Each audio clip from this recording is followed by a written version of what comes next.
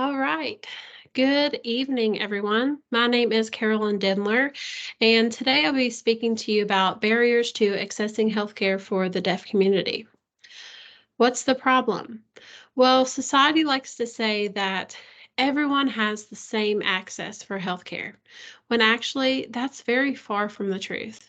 Minority groups like deaf or hard of hearing individuals do not have the same access to healthcare. It's actually quite an unfair opportunity. Where does this stem from? Communication and training. There's a lack of training in healthcare professionals.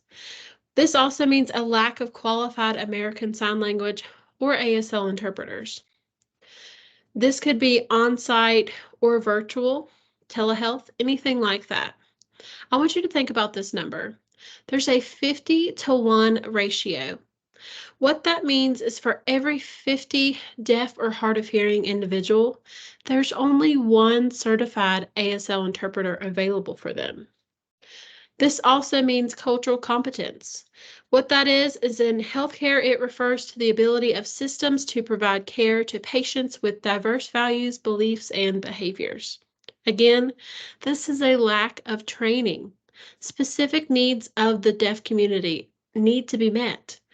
What that means is, from what I've understood, that the deaf community, so say if you know ASL and you come across someone that is deaf or hard of hearing, even if you don't know that much ASL or you think that your signs are not fast enough, it is actually considered rude in the deaf culture to not try to communicate with them, to not make it known that you know ASL, to try to help bridge that gap of communication.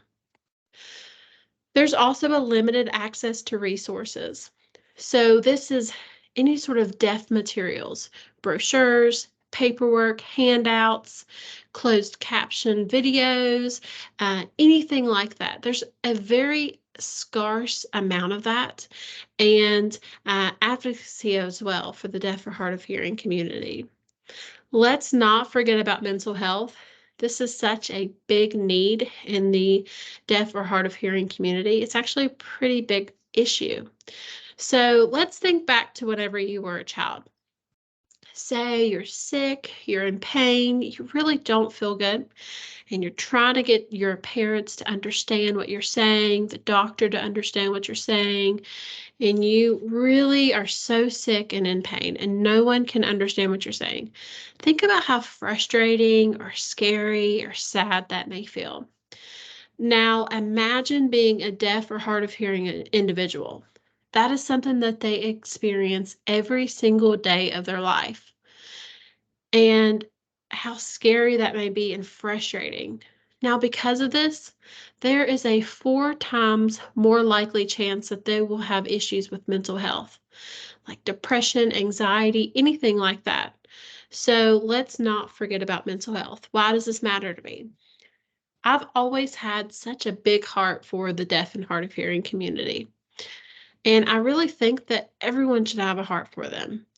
They are just like us, except we hear, they can't hear, or they can't hear very well.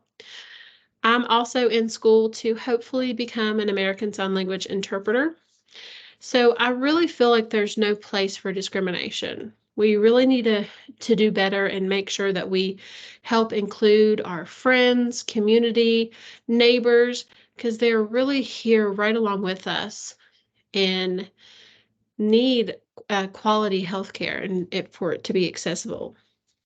There's so many potential solutions.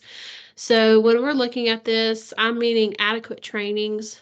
There's a lot of different trainings that you can do with staff, doctors, even to try to incorporate it in the schooling whenever you are learning to become a part of the healthcare profession, different ways to incorporate that. Cultural competence is also something, and telehealth services.